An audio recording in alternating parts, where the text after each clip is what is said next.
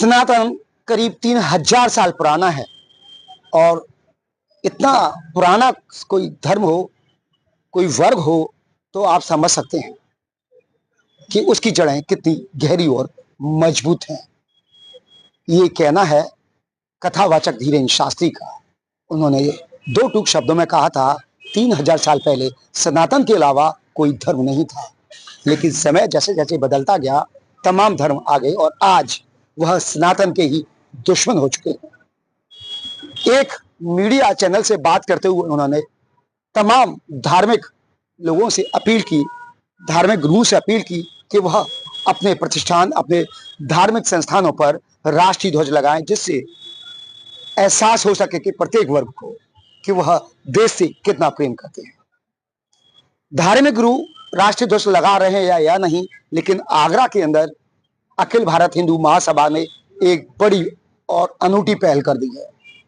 यह लोग धार्मिक गुरुओं के पास जा रहे हैं, धीरेन्द्र शास्त्री का संदेश दे रहे हैं। यही नहीं, इन धार्मिक गुरुओं को राष्ट्रीय ध्वज यानी कि तिरंगा भी भेंट कर रहे हैं, जिससे यह लोग अपने उनके धार्मिक स्थल पर सम्मान के साथ में, गौरव के साथ में उसे लहरा सकें, फहरा सकें। इसी को लेकर हमारे साथ है मीरा राठौर, जो लगातार सुर्खियों में रहती हैं और सनातन को लेकर आगे बढ़ाने का प्रयास करती हुई दिखाई देती हैं। आज भी उन्होंने जामा मस्जिद के साथ साथ गुरुद्वारा महंत योगेशपुरी एवं चर्च के फादर डेविड को यही सारी चीजें भेंट की, लेकिन एक ऐसा वर्ग है जिसने यह स्वीकार नहीं किया और वहां पर भारी पुलिस फोर्स के साथ साथ दरवाजा बंद मिला। सीधे बात करेंगे मीरा राठौर जी से, आखिर किस सोच के साथ आपने इस अभियान को शुरुआत की? जैसे हमारे धीरेन्द्र शास्त्री महाराज जी ने बहुत अच्छा कहा, उनने संदेश भी बहुत अच्छा दिया था, तो उन्हीं के जैसे हम द्वारा लेके हर जैसे जो मंदिर हुआ, जैसे हमारे धर्म की जो चीजें हैं, मंदिर, मस्जिद, चर्च, हर जगह हम गए और हर जगह मैंने गुरुजी को दिया। पहले हम सबसे पहले मनकामेश्वर मंदिर में गई। मनकामेश्वर में हमारे गुरुजी ने बहुत अच्छी तरीके से लिया, जल पानी कराया। उसके बाद में हम गुरुद्वारे गई थी। गुरुद्वारे में भी गुरुजी ने बहुत अच्छी तरीके से लिया, वहां पे भी जल पानी करवाया। सम्मान के साथ में हमारे ध्वज को रखा गया, उनने माथे से लगाया कि बिन्ने का हमारे देश से ध्वज से अलावा हमारा कोई बड़ा देश नहीं और हम इससे बहुत प्रेम करते हैं, तो उनने माथे से लगाया। उसके बाद में हम चर्च गए, उनने गुरु ने भी बहुत अच्छी तरीके से लिया। फिर हम जामा मस्जिद गए। जामा मस्जिद में जब हमने सवेरे संदेश दे दिया था, संदेश देने के बाद में उनने अंदर से मस्जिद का गेट बंद कर लिया। गेट बंद करने के बाद में उनने बहुत सारी फोर्स बैठा दिया। फोर्स बैठाने के बाद में जब हम तिरंगा झंडा लेके जा रहे, तो मुझे ऐसा लग रहा है इन लोगों को ये लगता है कि हम बम लेके गए, क्या हम बम फोड़ने के लिए गए थे वहां पे। तो मेरे हिसाब से ये हमेशा देश के विरोधी रहे और देश के विरोधी ही रहेंगे। कभी इनको कितना भी कछु भी समझा लो, मगर इनके देश का हमेशा गद्दार है और गद्दार रहेंगे। इनके दिमाग में कभी नहीं बैठेगी और ये हमेशा गलत करते आए। मेरे हिसाब से तो इनको पाकिस्तान में भेजना चाहिए। जब इन्हें सवेरे संदेश दे दिया था तो हम बम फोड़ने के लिए गए थे। इनको तिरंगा लेने में क्या दिक्कत आ रही थी? हर जगह तिरंगा लहराना चाहिए। जब हम भारत में रह रहे तो हम भारत का तिरंगा नहीं लगाएंगे? अच्छा, एक बार आप गुरुद्वारा गई, मंदिर गई, चर्च गई, क्या वहाँ पर आपको पुलिस मिली थी?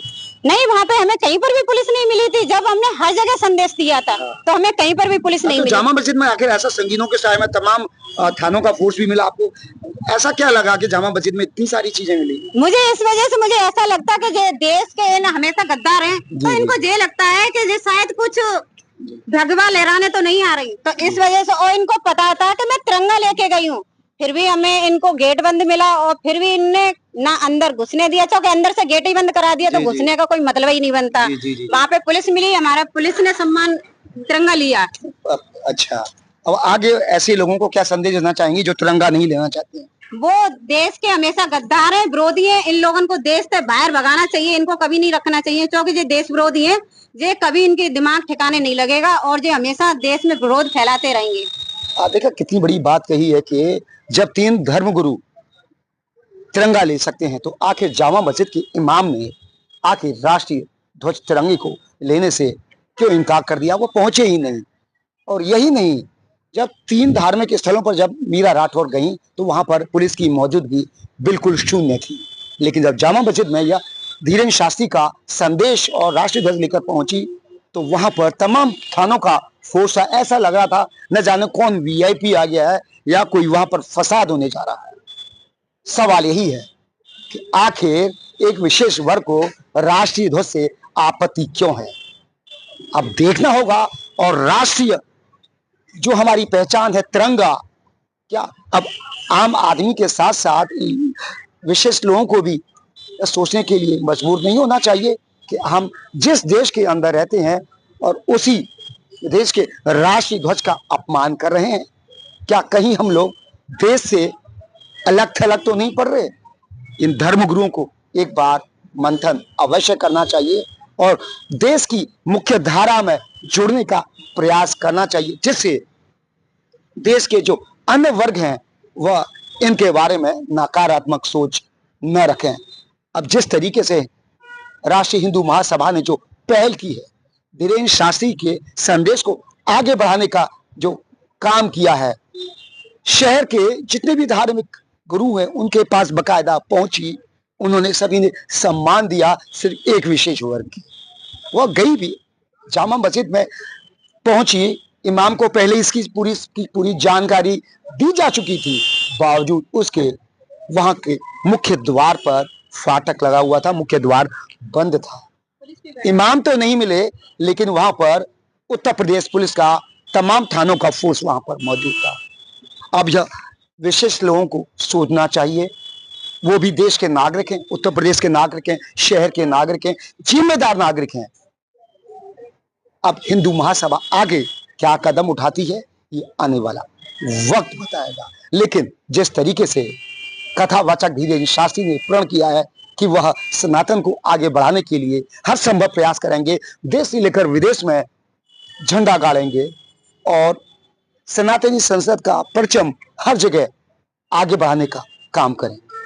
अपने साथी सदेन के साथ प्रदीप आवत आगरा।